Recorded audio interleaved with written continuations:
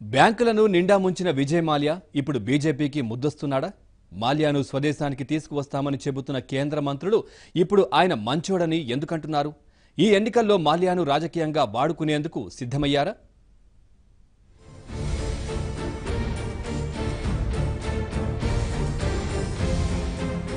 ఎన్నికలకు ముందు రాజకీయం మారుతోంది. ముఖ్యంగా కేంద్రంలో మరోసారి గెలవాలని భావిస్తోన్న బీజేపీ ఏ అవకాశాన్ని వదులుకోవడం లేదు. అప్పులు ఎగ్గొట్టి విదేశాలకు పారిపోయిన మాల్యా విషయంలో ఒక్కసారిగా సున్నిత వైఖరి ఏర్పడడం వెనుక కారణం ఏంటన్నది ఇప్పుడు హాట్ టాపిక్ గా మారింది. మొన్నటికి మొన్న అరుణ్ జైట్లీ మాల్యా లాంటి వారిని స్వదేశానికి తీసుకొస్తామని, కఠినంగా వ్యవహరిస్తామని చెప్పారు. కానీ ఇప్పుడు మాల్యా మంచోడంటూ గడ్కరీ ఎందుకు సర్టిఫికేట్ ఇవ్వాల్సి వచ్చింది? వచ్చే ఎన్నికల్లో విజయ్ మాల్యాను పొలిటికల్ గా వాడేందుకు సిద్ధమయ్యారన్న ప్రచారం జరుగుతోంది.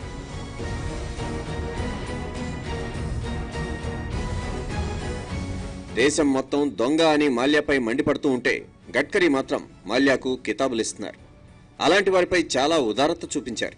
విజయ్ మాల్యా లాంటి వారిని దొంగలు, మోసగాళ్లు అనడం సరికాదన్నారు. వాయిదాలు చెల్లించిన వారందరిపైన మోసగాళ్లుగా ముద్ర వేస్తే ఆర్థిక వ్యవస్థ ఎలా ముందుకు వెళ్తుందంటూ ప్రశ్నించారు. మాల్యా 40 ఏళ్లుగా క్రమం తప్పకుండా రుణ వాయిదాలు, వడ్డీలు కట్టారని, విమానయాన రంగంలోకి అడుగుపెట్టిన తర్వాతే ఆయనకు కష్టాలు మొదలయ్యాయని అన్నారు గడ్కరీ. అప్పులు చెల్లించలేకపోయినంత మాత్రాన ఎగవేతదారుగా ప్రకటిస్తారా అని ప్రశ్నించారు.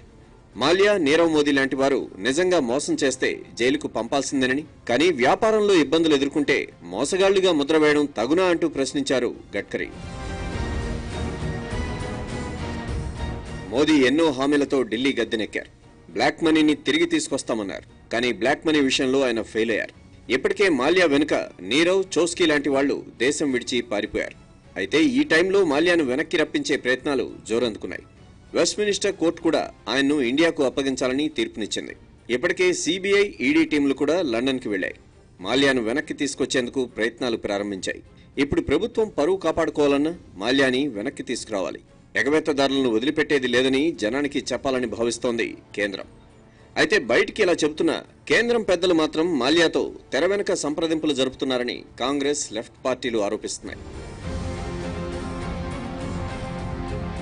మాల్యా భారత్కి రావాలి. అది బీజేపీకి పొలిటికల్ అడ్వాంటేజ్. అందుకే దేశంలోని జైళ్లలో ఎక్కడా లేని వసతులు మాల్యాకు కల్పిస్తామని చెప్పారు. అంతేకాదు ఇప్పుడు మాల్యా ఎగవేతదారుడు కాదు, 9,000 కోట్లు ఎగ్గొట్టినంత మాత్రాన దొంగ అంటారా అని విజయ్ మాల్యాకు మంచోడన్న సర్టిఫికేట్ ఇచ్చేస్తున్నారు గడ్కరీ. అయితే ఇది సంప్రదింపుల్లో భాగమేనన్నది విపక్షాల ఆరోపణ. ఈ వరుస పరిణామాలు చూస్తుంటే వచ్చే ఎన్నికల్లో మాల్యాను పొలిటికల్ టూల్గా వాడతారా, లేదంటే అకస్మాత్తుగా వార్తల్లోకి వచ్చారా? అసలు బీజేపీ ఏమనుకుంటోంది, దాని ఉద్దేశం ఏంటన్నది ఇప్పుడు ఆసక్తికరంగా మారింది.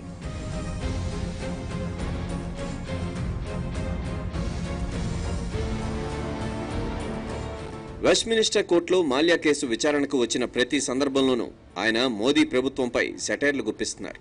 రాజకీయంగా నన్ను ఫుట్బాల్ ఆడుకుంటున్నారని గతంలో మాల్యా చేసిన ట్వీట్స్ కలకలం రేపాయి.